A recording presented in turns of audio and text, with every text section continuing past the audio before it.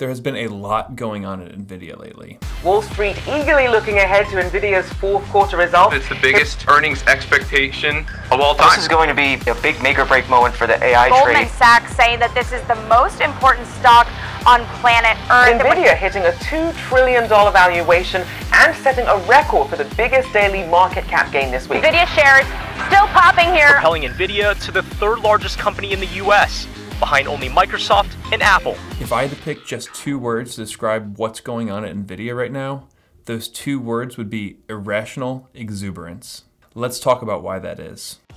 California-based chip company Nvidia has reported some truly blockbuster Q4 results this past Thursday. These amazing earnings caused the stock to surge 15% in a single day. So what gives? If I'm amazed by how the company is performing, how can I be bearish on the stock as a whole? In this video, we'll take a look at the business as well as the industry as a whole to help explain why I'm bearish on this stock. These are, of course, just my opinions and my analysis. I'd love to hear someone else's take on Nvidia. We all become better investors when our ideas are challenged, and I'm here for that. This is a tough business to understand in a tough industry, and so I'm sure I have blind spots.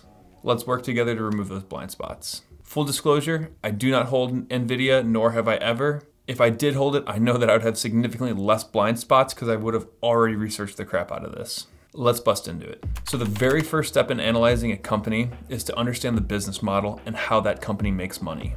Nvidia is really fascinating here. They are what's known as a fabless. Fabless chip company, meaning that they design the chips that they sell, but they don't actually manufacture the chips. They pay another company, TSMC, to actually manufacture those chips and incur the high capital expenditures therein. This allows them to have a high gross profit margin similar to what we would see in a software company. This is a brilliant business model. Now, to understand exactly how they make money designing and selling these chips, we turn to part 1, item 1 of their annual report. And in here, we can see that they started the company focusing on PC graphics, namely by pioneering a hardware component called the GPU, or the graphics processing unit. As I said, the GPU was initially used to simulate human imagination, enabling the virtual worlds of video games and films. But it turns out that the GPU is actually really good at performing parallel processes, unlike its cousin, the CPU. And so even though that was initially made for virtual rendering, it's used to simulate human intelligence because it can perform those parallel processes. And so this is a great area that they expanded into. Becoming the company who makes the best GPUs in the world has been really helpful. It turned out that being able to perform parallel processes like this has been really helpful in some bleeding edge technology areas, namely cryptocurrency mining, which explained their earlier pop in the late teens, early 20s, and now artificial intelligence. As we continue on into the basics of the business, we can see that they've broken up their entire business into just 2 segments, compute and networking and graphics. The compute and networking segment includes their data center, accelerated computing platform, networking, automotive AI endeavors, and some robotics endeavors. And then their graphics segment is for their GeForce graphics chips, kind of the original purpose of the business. The graphics units are the GeForce GPUs for gaming as expected. It's really the compute and networking segment that has been exploding, and that's the one we're going to focus on in this video. Now, if we go to their most recent quarterly report, we can see exactly why it's been champagne and cocaine at Nvidia. They've been crushing it. We can see here their year-end results of top-line revenue have basically doubled, and this is a company that was already mature, growing 125% just in this year. But what's more is their gross profit margins also increasing with that, going from 59% to 73%.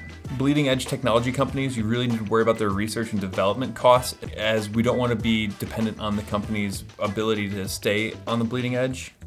And you can see that their R&D costs haven't scaled on a direct proportion to the revenue. Revenue doubled, and that didn't mean that R&D had to double. That's a really good sign.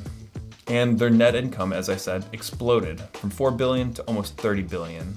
You can see that last year's revenue is less than this year's net income. That's insane. There's no doubt that the company is on fire. Now I'm getting a little bit ahead of myself here if I was doing a normal stock research. After you understand the business model and how they make money, The next step in our Buffett-style research framework is to check for financial health and then make sure that they're able to continue to compound long into the future. But for brevity in this video, I'm going to go right to the next section of that framework, and that's assessing for an economic moat. What is an economic moat? Buffett writes that a truly great business must have an enduring moat that protects excellent returns on invested capital. The moat that Buffett refers to is a competitive advantage that makes the business unique and better than others. In a literal sense, a moat protects a castle from oncoming attacks.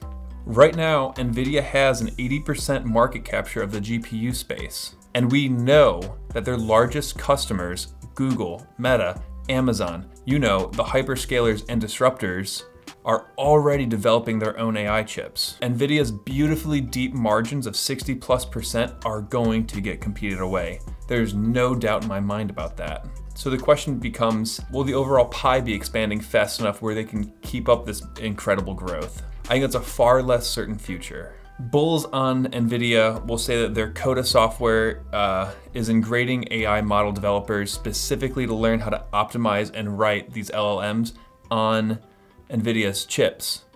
But I'm not buying that that's an effective moat. When it comes to companies that are worth trillions of dollars, and we're talking about a segment that is worth billions of dollars or hundreds of billions of dollars, I'm not going to rely my capital on something as simple as an interface for writing software, especially if there are billions of dollars of savings on that line. And even with the company trading at a relatively modest 30 times forward earnings, their market capture will be competed away, even if the industry grows as much as expected at 37% compounded annually. Famed valuation professor Aswath Damodaran released a valuation of Nvidia back in the summer. In that article, he assumes this massive growth, and he still doesn't see the upside. He writes that since the company is now that rarefied trillion-dollar market cap company, there are two impulses that come into play. One is to extrapolate the past and assume that the company will continue to perform, but do so in a way that beats the market's expectations. And the second is to argue that their outsized success of the past has raised investors' expectations so much that it'll be difficult for them to meet the street's expectations in the future. He calculated the intrinsic value to be less than $400. And I agree with this. Many investors have compared Nvidia to Cisco back in the dot-com bubble, which skyrocketed and then fell as the dot-com bubble burst. And that makes sense given the AI hype cycle we've seen. We could be in an AI bubble. I don't think comparing them to Cisco is the exact right metaphor. I think that more appropriately, Nvidia is more like the Tesla of today, in that it's a stock that continues to defy gravity, but at some point, gravity always wins. We will see these margins competed away. Tesla created something that ran away from the market for a while, but then we saw margin contraction and we saw the valuation come back down to earth, or we're starting to see the valuation of Tesla come back down to earth. I think Nvidia is more like that than a Cisco comparison. And so while I don't think Nvidia is going to go down necessarily over time, I do think that their utter domination is going to get competed away very shortly. I have no intentions on taking a position in the stock anytime soon, unless it crashed. And again, we all become better investors when our ideas are challenged. I took a hard stance in this video as a bit of an experiment, but my ideas will always be moldable as my information changes. All right, that's it for this time. Thank you so much for watching. Please like and subscribe if you like this content. We release new videos weekly that go deeper than just about anywhere else on the internet in stock analysis.